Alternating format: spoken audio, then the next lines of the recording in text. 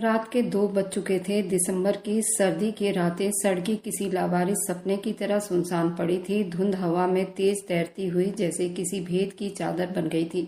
सड़क के दोनों तरफ सन्नाटा, ऐसा जैसा वक्त भी चलते चलते कहीं रुक गया हो।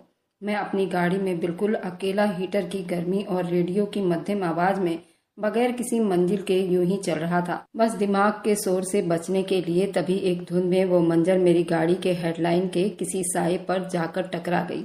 एक लड़की बाहर, 15 साल की, पुराना शॉल ओढ़े, बाल बिखराए हुए, आंखों से आंसू बह रहे थे। वह बिल्कुल सड़क के किनारे खड़ी थी, जैसे किसी फैसले के इंतजार में हो। मेरे अंदर तक कुछ जाग गया था, जिसका नाम मैं नहीं जानता था। मैंने गाड़ी धीरे कर ली और शीशा नीचे किया। क्यों रो रही हो? वह चौंकी नहीं, जैसे उसे पहले ही अंदाजा हो गया हो गाड़ी कोई रोकेगा। फिर बहुत धीरे से उसने कहा, पापा के अंतिम संस्कार के लिए पैसे चाहिए। मैं कुछ पल उसे घूरता रहा, दिल में एक ठहाका लगाया, क्या जमाना आ गया है। सड़क पर खड़ी लड़की और ये शब्द। मैंने सोचा ये भी कोई नया बहाना होगा भीख मांगने का। बाप के अंतिम संस्कार के लिए आंसू बहाकर भीख मांगने का नया स्टाइल चालू हो गया है। फिर उसी पल जैसे मेरे अंदर का घमंड जाग उठा था। मैंने मुस्कुराते हुए कहा, अगर सच है तो नाच कर दिखाओ। मैंने ये सब कहते उस वक्त खुद को बहुत समझदार आदमी समझ रहा था। उस लड़की ने पलकें नहीं झपकाई।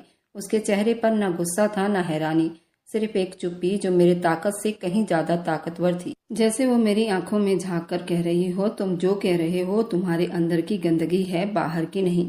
कुछ पल बाद उसने अपनी पलकें झुका ली और बस इतना कहा, चलिए। मैं हैरान रह गया। ये चलिए का शब्द नहीं, एक तमाचा था। बगैर चीखे, बगैर हाथ उठाए उसने मेरे गुरूर को गिरा दिया था। मैंने दरवाजा खोला, वह चुपचाप पिछली सीट पर बैठ गई। गाड़ी दोबारा चल पड़ी। मैंने स्टीयरिंग को मोड़ा, उसकी तरफ देखा। उसकी आंखों में अब भी नमी थी, मगर कोई बात नहीं कर रही थी, कोई तरस की भीख नहीं मांग रही थी, सिर्फ चुप थी।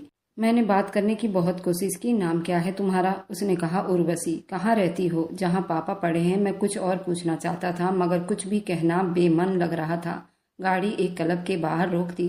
अंदर रोशनी ठहाके, वही दुनिया जिसमें मैं पलता आ रहा था। वह दुनिया जहाँ आंखें सिर्फ जिस्म देखती थी, आत्मा नहीं। यहाँ नाचो, मैंने बड़ी तीखे शब्दों में कहा था, मगर अब मेरी आवाज में वह ताकत नहीं थी।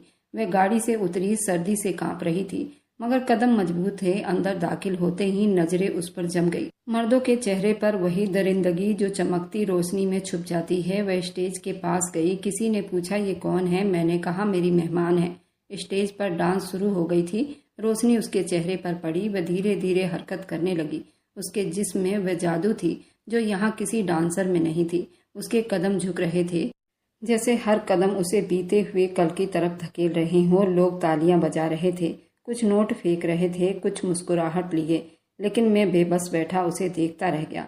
मेरे अंदर कोई सवाल जाग उठा था, कोई बेचैनी, कोई जज्बा जो मैं बरसों से दबाता आ रहा था। मुझे यूं लगा जैसे स्टेज पर नाचती वे लड़की नहीं, मेरा अपना जमीर है जो मेरे सामने बेबस हो रही है।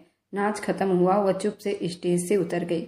जमीन से नोट चुन रही थी और मेरी तरफ देखे बगैर बाहर निकलने लगी। मैंने पीछे से आवाज दी, कहा, देखा तुम झूठ बोल रही थी ना। भला बाप के मरने पर नाचता कौन है? मेरा शब्द हंसी से लिपटा हुआ था, मगर दिल में कहीं कोई मलाल महसूस हो रही थी।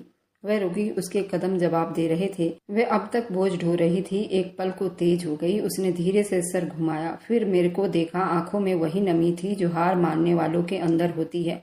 जैसे वह आंसू नहीं, सवाल हो। जैसे वो मुझसे कुछ पूछ रही हो जो मैं जानबूझकर भी अनजान बनना चाह रहा था। उसकी आवाज कांप रही थी, लेकिन उसमें ऐसी कोई चाहत दिखाई नहीं दे रही थी, बस एक ठहराव और एक दर्द था। उसने कहा, साहब, मेरे पापा की अर्थी को कंधा दे दो, वरना सारी रात उनकी मिट्टी बाहर पड़ी रहेगी। मेरे अंदर कुछ थम सा गया, जैसे दिल की धड़कन ने एक पल को रोक लिया हो। उस शब्द को सुनकर मेरे होठों पर कपकपी सवार हो गई। मैं कुछ कहने ही वाला था, वह गले में अटक गया। पहली बार मुझे महसूस हुआ शायद मैं कुछ ऐसा देख रहा हूँ जो मैं समझने के काबिल नहीं। वह कोई आम लड़की नहीं थी। उसका सच देखकर मैं हैरान रह गया। उसकी थकान, ये सब कुछ मिलाकर मेरी हंसी को मार गए थे। मैंने खुद को संभालने की कोशिश की, होठों पर एक झूठी सी हंसी वापस लाते हुए कहा, अगर सच में तुम्हारे पापा की मृत्यु हो गई है तो मैं तुम्हें 50 लाख रुपए का इनाम दूंगा। वो मेरी आंखों में आंखें डालकर कुछ देर देखती रही, फिर बगैर कुछ कहे मुड़ी और बाहर की तरफ चल दी। उसके पीछे मैं भी हो लिया। मुझे ये सब मजाक लग रहा था। मुझे लगा जैसे मैं कोई फिल्म देख रहा हूँ या किसी खेल में शामिल हो गया हूँ। जिसमें आखिर में सब हंस पड़ते हैं। मगर दिल का एक कोना कह रहा था, ये खेल नहीं, ये कोई तमाशा नहीं, कोई कहानी नहीं जिसकी शुरुआत हो मगर अंजाम अभी मेरे बस में नहीं। गाड़ी की तरफ जाते हुए मैंने देखा कि उसके कदम और भी बोझल हो रहे थे, जैसे वह खुद से लड़ रही हो। ये बात सच है, वह सीन मैंने अपनी आंखों से देखा था। वह दरवाजा खोली और चुप से बैठ गई। रास्ता तय करते हुए हम दोनों चुप रहे। मेरी गाड़ी के हीटर की निकलती गर्मी हवा हमें जिस्मानी तौर पर गर्म रख रही थी, मगर उस रात की सर्दी में कुछ और भी था, कुछ ऐसा जो सांसों को भी ठंडा कर देता। रास्ते भर वह चुप थी। अब गाड़ी में गाने नहीं बजाए जा रहे थे। हीटर की गर्मी मध्यम हो चुकी थी और हम दोनों के बीच एक ऐसी चुप्पी बैठ गई थी जो कभी खत्म होने वाली नहीं थी। बस एक सच्चाई की मौजूदगी में उसे देखना चाहता था, उसकी आंखों से कुछ जानना चाहता था। मगर वह खिड़की के बाहर झांक रही थी, जैसे शहर की रोशनी में किसी पुरानी याद को तलाश कर रही हो, जैसे उसे पता हो कि मैं मजाक में साथ आया हूँ। मगर वह भी शायद बहुत उदास हो चुकी थी, या पहले ही उदास थी। मेरी सांसें बोझल थी, दिल में एक अनजानी सी घबराहट, शायद इसलिए कि मैं पहली बार किसी ऐसी हकीकत की तरफ जा रहा था जिसे मैं हमेशा पैसों के पीछे छोड़ देता था। सड़कें तंग होती गई। आसपास के मकान के हाल बहुत बुरे थे। हर टक्कर पर एक अजनबी आंख गाड़ी को घूर रही थी। कुछ सड़क पर हिचकोले खाने लगी। मैंने उर्वशी की तरफ देखा। उसका चेहरा बिल्कुल चुप था, ना कोई डर था न घबराहट, जैसे वह बरसों से इसी रास्ते पर चल रही हो। वह एक दरवाजे के सामने रुकी। मैंने गाड़ी बंद की। दरवाजा खुद ब खुद खुल गया। अंदर से किसी ने नहीं खोला। वह पहले ही जैसे किसी ने वक्त के साथ हथियार डाल दिए हो। अंदर दाखिल होते ही हवा में एक खास तरह की बूंद थी। कमरे की गरीबी साफ दिखाई दे रही थी। मेरे कदम धीरे धीरे बढ़ने लगे। एक छोटे से आंगन से गुजरकर हम एक कमरे में दाखिल हुए, जहां एक पुरानी चारपाई पर सफेद चादर तनी हुई थी। उसके पास दो छोटे बच्चे बैठे हुए थे। दोनों के चेहरे पर न आंसू थे न सवाल, सिर्फ एक वीरानी थी। मेरी आंखें कुछ पल के लिए चारपाई पर जमी रह गई। फिर उर्वशी ने धीरे से बढ़कर चादर को एक तरफ से हटाया। नीचे उर्वशी के पापा की लाश थी। चेहरा पीला पड़ चुका था, होंठ सूख चुके थे, आंखें बंद थी, लेकिन चेहरे पर ऐसी थकान जैसे बरसों की लड़ाई में थक गए हों, जैसे वो मजदूरी कर करके गरीबी में बीमारी से मर गए हों। अब उनकी आत्मा को सुकून मिलना बाकी है। मेरे कदम कांपने लगे थे। वह लड़की सच कह रही थी, और मैंने उस लड़की के साथ क्या किया था। मेरे कदम पीछे की तरफ हटने लगे, मगर मेरा जिस्म अब हरकत नहीं कर रहा था। आंखें आंसुओं से भरने लगी, मगर मैंने सब्र किया। मेरे जैसा आदमी जो अपनी दुनिया में मगन रहता था, हर चीज पैसों में खरीद लेता था, आज मैं किसी के दुख का सौदा भी कर लिया था। आज उस चारपाई के सामने बेबस खड़ा था। उर्वशी की सांसें तेज हो रही थी। उसने मुझे देखे बगैर कहा, कल रात जब पापा को बुखार हुआ तो दवाई खरीदने के पैसे नहीं थे। मैंने पास के दुकान पर उधार मांगा, मगर दुकानदार ने नजर ऐसी डाली जैसे कीमत कुछ और मांग रहा हो। मैं भाग आई। रात भर पापा के जिस्म जलता रहा। छोटे भाई बहनों ने पानी पिलाया, मगर कुछ फायदा नहीं हुआ। सुबह सांस टूटी। मैं सड़क पर आ गई। शायद कोई भगवान का भक्त मिल जाए, या कोई तमाशा ही। उसकी आवाज में वह कपकपाहट थी जो भूख थकान से बेहाल होती है, लेकिन साथ में एक अजीब सी खुददारी थी, जैसे वह जानती हो आज उसने अपना आखिरी दाव भी चल दिया है। मैंने गर्दन झुका ली और चुप से एक कुर्सी पर बैठ गया। मेरे दिमाग में शोर मचने लगा। जिस लड़की को मैंने सड़क पर एक बहानेबाज समझा था, शायद झूठ बोलने वाली लड़की समझ बैठा था, वह अब मेरे घमंड के सामने आईना रख रही थी। मैंने अपनी पूरी जिंदगी में सैकड़ों झूठ देखे थे, सैकड़ों मक्कारी देखे थे, लेकिन आज पहली बार एक सच ने मुझे चुप करवा दिया था। उर्वशी ने फिर बात शुरू की। माँ हमें बचपन में छोड़ गई थी। मेरे पापा टेलर का काम करते थे। मैं बड़ी थी तो मैं और घरों में बर्तन धोने का काम कर लिया करती थी। इस तरह हमारा गुजारा चल रहा था। पिछले 1 साल से मेरे पापा को कैंसर हो गया था और हमारे पास इलाज के पैसे भी नहीं थे। इस बीमारी से चल बसे। आस पड़ोस में लोगों ने हमारी मदद की थी, लेकिन वे कब तक करते, वे भी थक चुके थे। आस पड़ोसी भी हमसे कतराने लगे थे। हमें देखते ही छुप जाते थे। उन्हें पता था अब उनके घर में कोई कमाने वाला नहीं। मैं लोगों के घर में बर्तन मांजकर एक टाइम का खाना पूरा कर पाती। और आज मेरे पापा भी इस दुनिया से चले गए। मैं उनके अंतिम संस्कार के लिए सड़क पर भीख मांगने के लिए गई, ताकि उनकी अंतिम संस्कार अच्छे से कर सकूं और उनके आत्मा को शांति मिल सके। लेकिन अफसोस, मेरे दुख को भी मजाक बना लिया गया था। मैंने उसकी आंखों की तरफ देखा।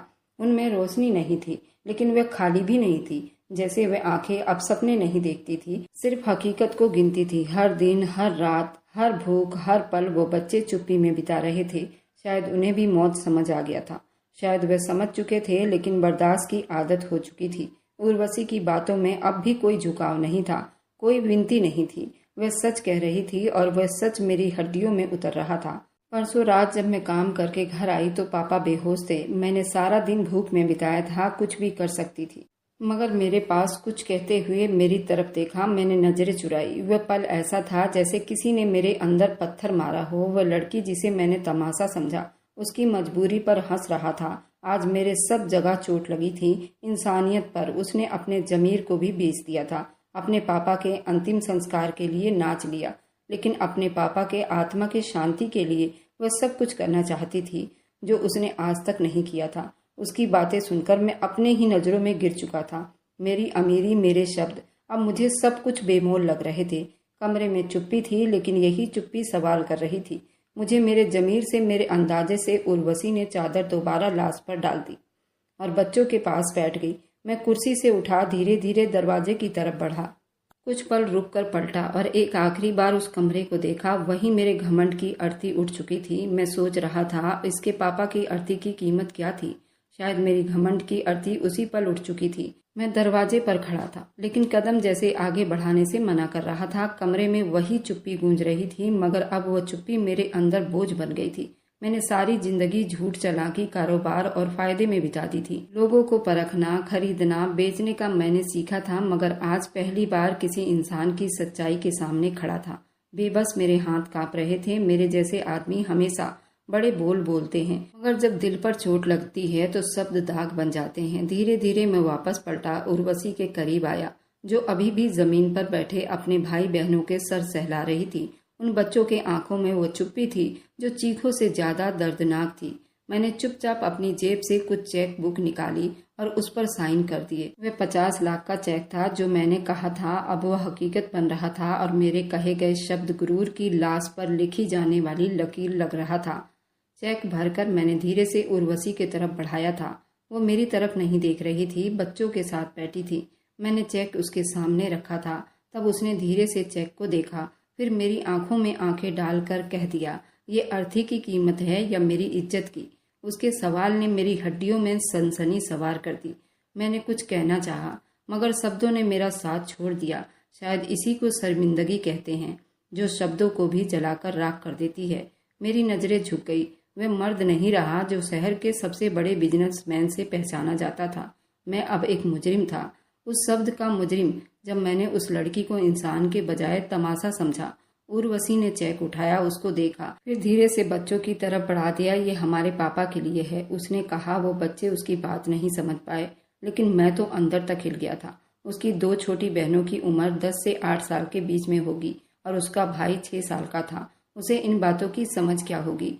मैं तो उसकी बातों से बुरी तरह शर्मिंदा हो गया था। यूं कहो, अगर मैं चुल्लू भर पानी में डूब जाता, ये शब्द मेरे लिए अच्छा रहता। वे सब उन पैसों को ऐसे देख रहे थे जैसे भगवान ने कोई चमत्कार कर दिया हो। कमरे के कोने में पड़ी पुरानी कुर्सी पर बैठा हुआ था।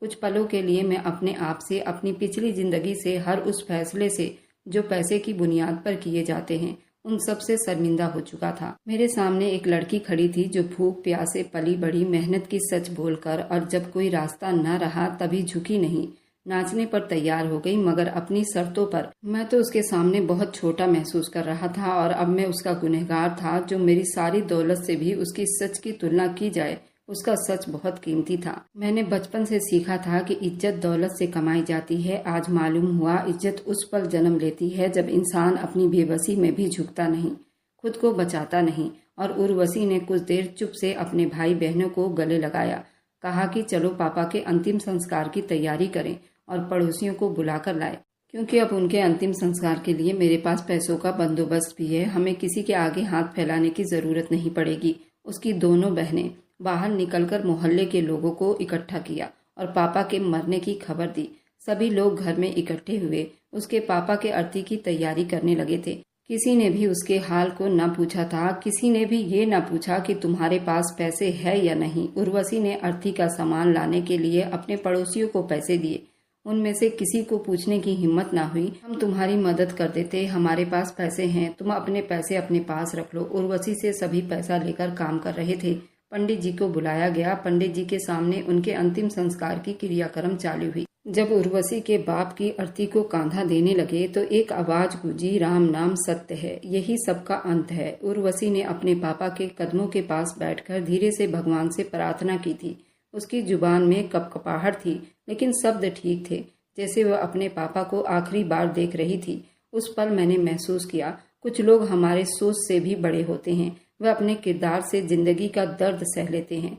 कमरे के बाहर अंधेरी गली चुप थी, मगर अंदर के हर सांस की आवाज तेज लग रही थी। बच्चों की सिसकियां, उर्वशी की प्रार्थनाएं, मेरे अंदर का शोर जो रुकने का नाम नहीं ले रही थी। पंडित जी आ चुके थे। उन्होंने क्रियाक्रम के बारे में बताया और धीरे से मंत्र का जाप किया। मेरे लिए ये सब नया था। मैं किसी के अर्थी पर गया जरूर था, लेकिन मैंने कभी इतनी बारीकी से ये बात महसूस नहीं की थी। मगर आज मैंने हर हरकत को महसूस किया था, जैसे मैं एक लाश के सामने नहीं, मैं खुद एक कफन में लिपटा हुआ खड़ा हूँ। थोड़ी देर के बाद कुछ पड़ोसी भी आ गए। चुप से आरती की तैयारी शुरू हो गई। जब लाश को उठाया गया तो उर्वशी ने आखिरी बार अपने पापा के चेहरे को देखा था। उसकी आंखें बरसने को तैयार थी, मगर सब्र किए खड़ी रही। उसने बाप के चेहरे को चूमा और सर झुका लिया। मैंने जिंदगी में पहली बार किसी लाश को कंधे देने के लिए आगे बढ़ा था। पंडित जी ने पूछा, तुम्हारा इस लड़की के साथ क्या रिश्ता है? मेरे होंठ पर कुछ न आया। सोचा झूठ बोल दूं, कोई नाम रख दूं, मगर फिर दिल से एक और आवाज निकली, इंसानियत। पंडित जी ने चुप से सिर हिलाया और मैं कंधे के नीचे हाथ रखकर उस लाश को उठाने लगा। पहली बार किसी बोझ को दिल से उठाया। आसमान पर हल्की बूंदें बरसी, जमीन गीली हो रही थी, लेकिन मेरे अंदर कुछ धुल रहा था जो खुद अपने और सच्चाई के बीच खड़ा था। और फिर मेरे कदम उस अर्थी के साथ निकल पड़े थे, चुप से बोझ के साथ सच की राह पर उस लड़की के पिता को अग्नि के हवाले करने जा रहे थे। जैसे वो लाश कह रही हो, बेटा तुमने मेरा क्रियाक्रम का इंतजाम किया, तुम्हारा बहुत बहुत धन्यवाद। हम चुप से गलियों से गुजर रहे थे। अर्थी हमारे कंधों पर था, मगर सब लोग आगे बढ़ते चल रहे थे। उनके होंठ बराबर राम नाम सत्य है के नारे लगा रहे थे। उनके चेहरे पर रोशनी थी और एक ऐसा सुकून जो मेरे अंदर कहीं नहीं था। मेरे दिल में जो प्रार्थना थी वह जुबान पर नहीं आ रही थी।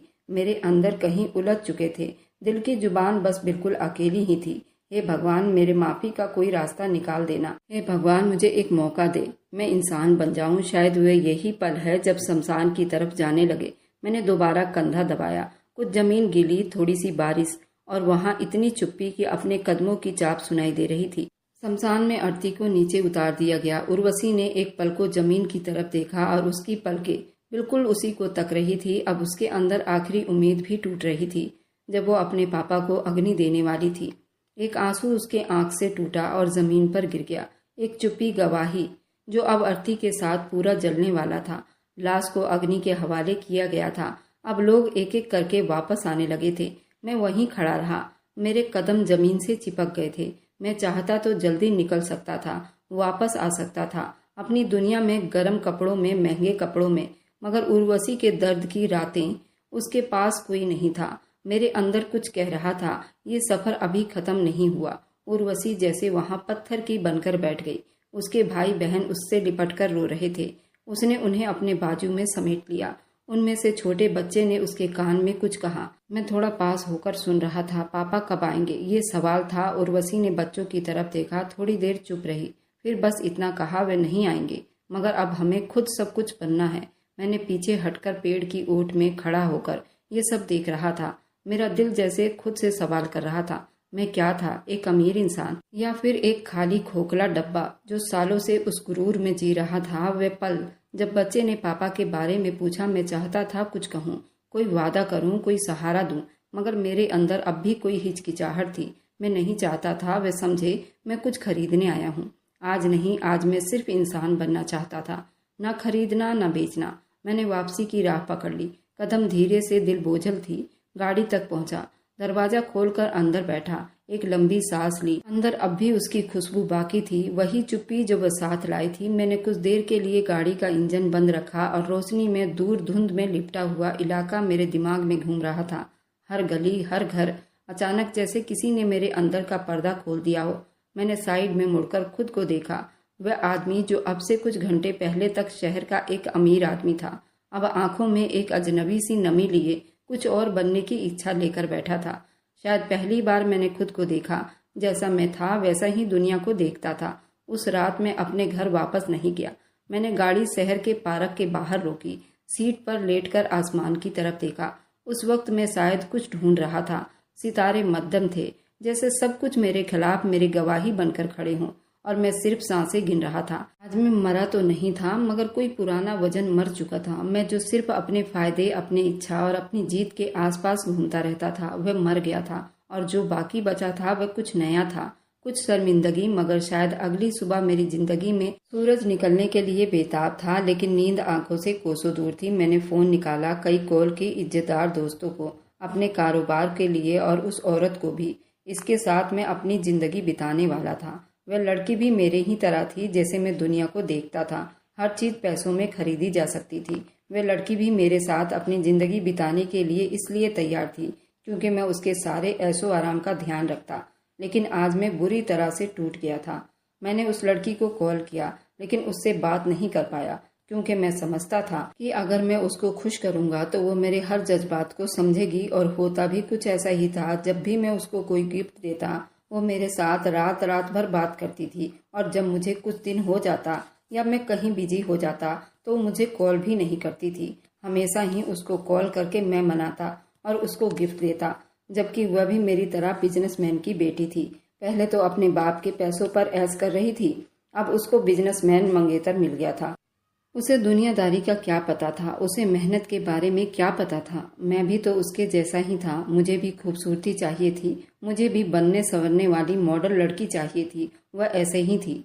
जब मैं आज अपने आप को बदला हुआ महसूस कर रहा था तो वह लड़की मुझे आज अच्छी नहीं लग रही थी। सबसे पहले मैंने अपने फ़ोन से उसका नंबर ब्लॉक किया। अब मैं एक अलग इंसान बन रहा था, जिसमें ऐसे लोगों की कोई जगह नहीं थी।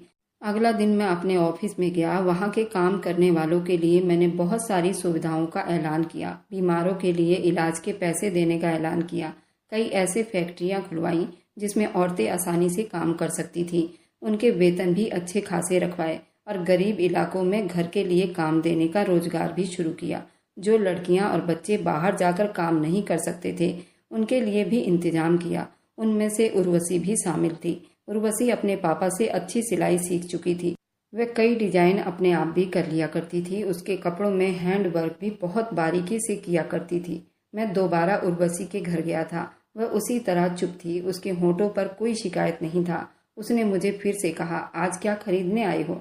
मैं शर्म से पानी पानी हो गया। मैंने कहा, उर्वशी, मैंने तुम्हारे भाई बहनों को पढ़ने लिखने का इंतजाम किया है, और अभी तुम्हारी उम्र भी इतनी नहीं हुई, तुम भी पढ़ सकती हो। उर्वशी ने कहा, साहब, उस दिन सिर्फ मैंने अपने बाप के अंतिम संस्कार के लिए अपने ज़मीर को और अपने आत्मा को बेचा था, लेकिन अब मैं खुद कमाकर खा सकती हूँ। मुझे आपके उपकार की ज़रूरत नहीं है।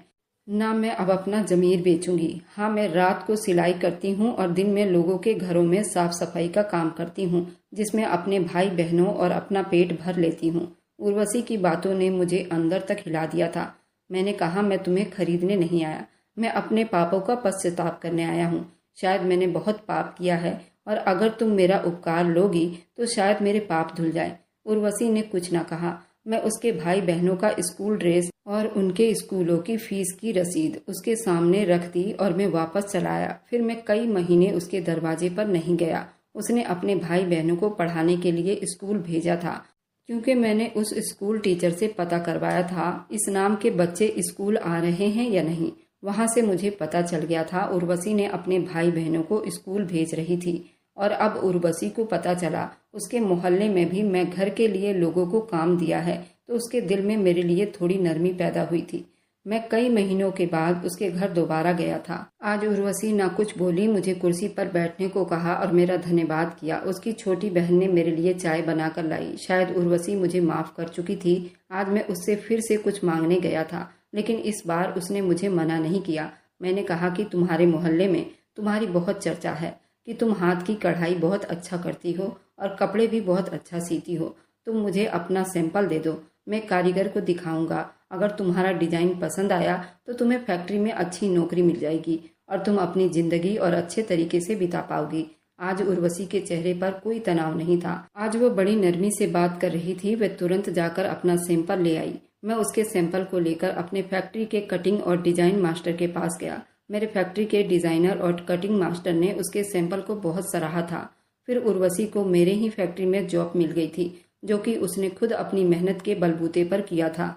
मैंने उस पर कोई एहसान नहीं किया था। इसी तरह उसका डिजाइन हर महीने अलग होता था और वह ट्रेंडिंग में चला जाता। उर्वशी का नाम अपने छोटे से इलाके से निकलकर अब बड़े बड़े शहरों में धूम मचाने लगी थी।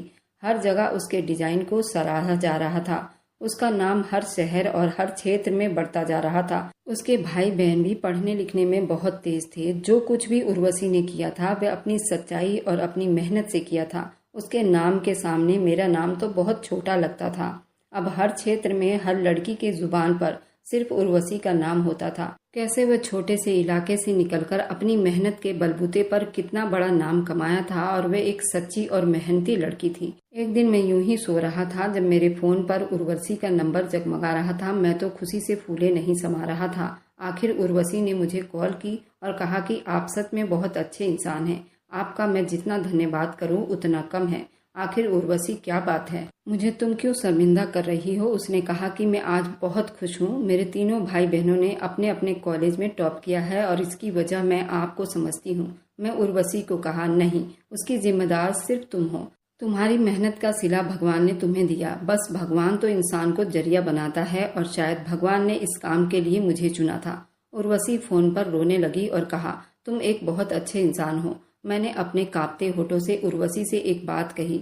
मैंने कहा, उर्वशी, अगर तुम्हें अपने जीवन में किसी सच्चे साथी की तलाश हो तो उसमें मेरी गिनती जरूर रखना, क्योंकि आज मैं जो कुछ भी बना हूँ सिर्फ तुम्हारी वजह से बना हूँ और मैं अपने आप को बहुत खुश नसीब समझूंगा अगर तुमने मेरी दोस्ती स्वीकार की। इतना बोलने के बाद मैं उर्वशी के जवाब का इंतजार करने लगा। उर्वशी ने रोते हुए कहा, मुझे आपको अपना जीवन साथी बनाने में बहुत फख्र महसूस होगा, लेकिन मेरी शर्त है। मैं फोन के इस तरफ बिल्कुल चुप था। मैंने कहा, मुझे आपकी सारी शर्तें मंजूर है। उसने कहा, मैं जैसे मेहनत कर रही हूँ और शादी के बाद भी ऐसे ही मेहनत करूंगी और मैं अपने कमाई से अपने भाई बहनों की मदद करना चाहती हूँ। मैं उर्वशी को कहा, मैं तुम्हें काम करने से कभी नहीं रोकूंगा। जो तुम्हारी इच्छा होगी तुम कर सकती हो। इसी तरह उर्वशी शादी करने के लिए तैयार हो गई और मैंने उर्वशी के साथ शादी कर ली। लेकिन जैसे ही मैंने उर्वशी के साथ शादी की, मेरी मंगेतर ने इस बात से हंगामा खड़ा कर दिया था। उसने मेरे ऊपर केस कर दिया। ये बात मैंने उर्वशी तक नहीं जाने दी। मैं उर्वशी को किसी कीमत पर भी परेशान नहीं करना चाहता था। मेरे जीवन में वो शामिल हो गई थी, इससे अच्छा कुछ था ही नहीं। आज मैं पूरा इंसान बन चुका था। भगवान भी उसी को चुनता है। उसे पता है ये अपने आप को बदल सकता है और भगवान उसके सामने ऐसी सच्चाई को लाता है जिससे उसकी आंखें खुलकर दुनिया को सही नजर से देखने लग जाती है। नहीं तो दुनिया में ऐसे करोड़ों लोग हैं जो अपने जैसा सामने वाले को समझता है। अगर बुरा इंसान होगा तो उसके अंदर बुराई ही नजर आएगी और उसके सामने ऐसे ही बुरे लोग आएंगे। और मेरी वीडियो आप लोग जहाँ कहीं से भी देखते हैं, कमेंट में अपने शहर और राज्य का नाम जरूर बताइए।